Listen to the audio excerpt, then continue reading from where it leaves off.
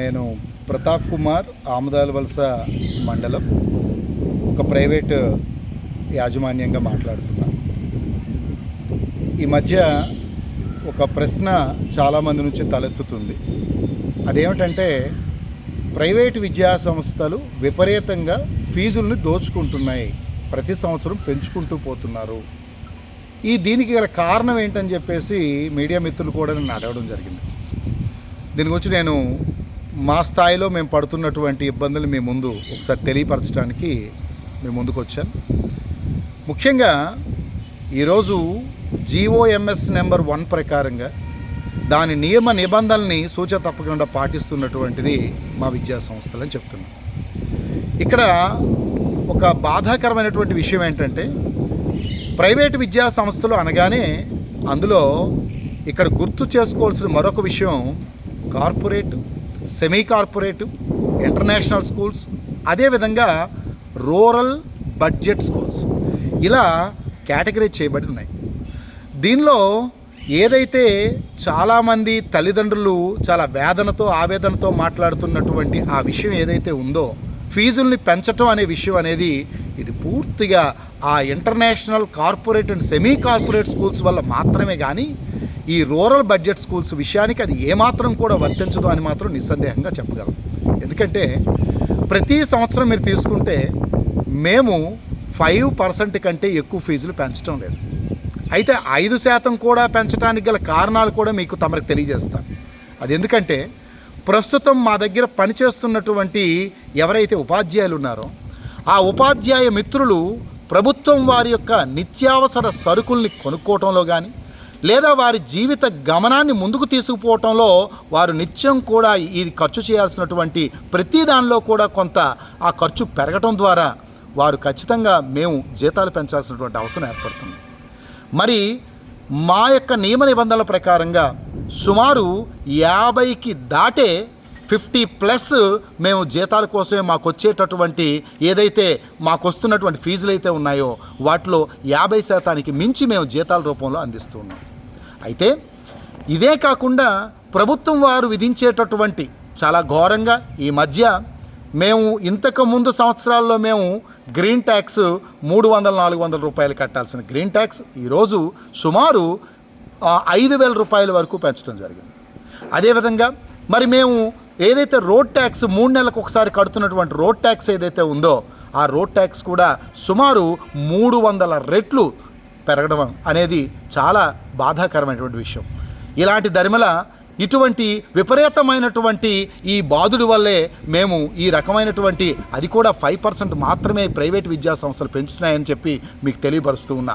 మరి ఈరోజు మరి గవర్నమెంట్ ప్రభుత్వ పాఠశాలలో చూసుకుంటే ఒక విద్యార్థికి దరిమిలా 1,00,000 రూపాయలు ఖర్చు చేస్తున్నారు.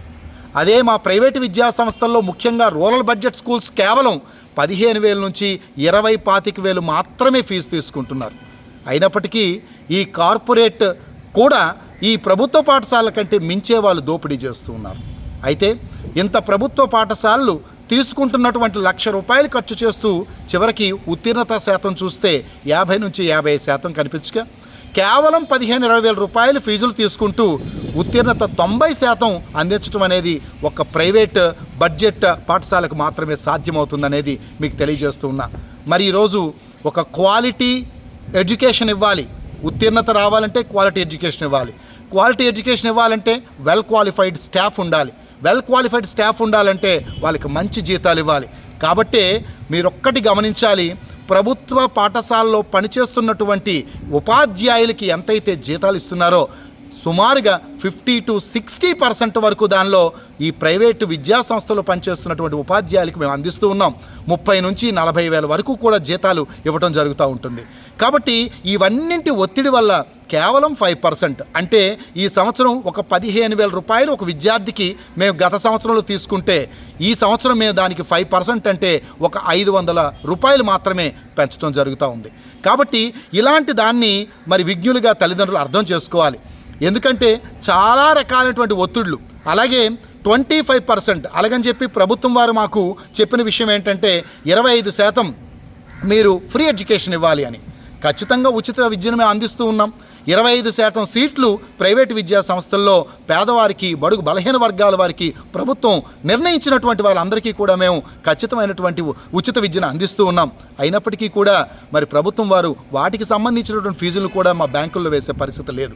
ఇలాంటి అనేకమైనటువంటి ప్రభుత్వం చేసుకున్నటువంటి ప్రతి చర్యకి కూడా మేము సహకరిస్తూ ముందుకు వెళ్తున్నాం. కాబట్టి ప్రభుత్వాన్ని చేతులెత్తి విన్నవించుకుంటున్నటువంటి ఒకే ఒక విషయం ఏంటంటే, మనకున్నటువంటి రెండు కళ్ళు ఎలాగో అదేవిధంగా ప్రభుత్వ ప్రైవేటు అనేటటువంటి తేడా లేకుండా మరి ప్రభుత్వం వారు విధించేటటువంటి ఈ రకమైనటువంటి ఒత్తిడిని ప్రైవేటు విద్యా సంస్థల మీద తగ్గించి ఇరువురికి కూడా ఒకే విధంగా కానీ ప్రాతినిధ్యం వహిస్తూ ముందుకు తీసుకువెళ్తే తప్పకుండా మంచి విద్యా ద్రవ్యోల్బణంతో పాటుగా మంచి ఫలితాలు ఈ సమాజానికి అందించడంలో నిరంతరం కూడా మేము బ్రతుకుతూ 10 మందిని బతికించడం కోసం మాత్రమే ఈ ప్రైవేటు బడ్జెట్ పాఠశాలలు మేము నడుపుతున్నామని మీ అందరికీ తెలియజేస్తూ ఉన్నాం. కాబట్టి విజ్ఞులైన తల్లిదండ్రులందరూ కూడా ఈరోజు ప్రభుత్వ పాఠశాలలో ఉండేటటువంటి అకాడమిక్ ఎక్సలెన్స్లో కానీ లేకపోతే వారి పనితీరు విధానంలో కానీ ఇచ్చినటువంటి ఫలితాల్లో కానీ వారికి సంతృప్తి లేకపోవటం వల్లే ఈరోజు మా ప్రైవేట్ బడ్జెట్ స్కూల్స్ వైపు వాళ్ళు మరి ఎక్కువగా కూడా మొగ్గు చూపుతున్నారు అనడంలో నిస్సందేహం అని తెలియచేసుకుంటూ, మరి మీరందరూ విజ్ఞులైనటువంటి మీ అందరూ కూడా ఈరోజు ఒక ప్రైవేటు విద్యా సంస్థల్లో ఒక కార్పొరేట్, సెమీ కార్పొరేట్ కానీ మీరు ఇంటర్నేషనల్ స్కూల్స్లోకి వెళ్తే కనీసం ఎవరైతే ఆ స్కూల్ని నడుపుతున్నటువంటి యాజమాన్యాలు ఎవరికి కనిపించరు. ఎందుకంటే వాళ్ళకి ఫీజులు జులుం చేస్తారు కాబట్టి వాళ్ళని ప్రశ్నించే వాళ్ళు, వాళ్ళకి ఆన్సర్ చెప్పేవాళ్ళు ఎవరు కనిపించరు. కానీ మా రూరల్ బడ్జెట్ స్కూల్స్ మేమందరం కూడా యాజమాన్యం ఎవరైతే ఉంటారో వాళ్ళే ఈ యొక్క పాఠశాల నడుపుతూ ఇలా కుర్చీ కింద వేసుకొని కూర్చొని ఎవరు వస్తారో వాళ్ళ ప్రశ్నలకి సమాధానం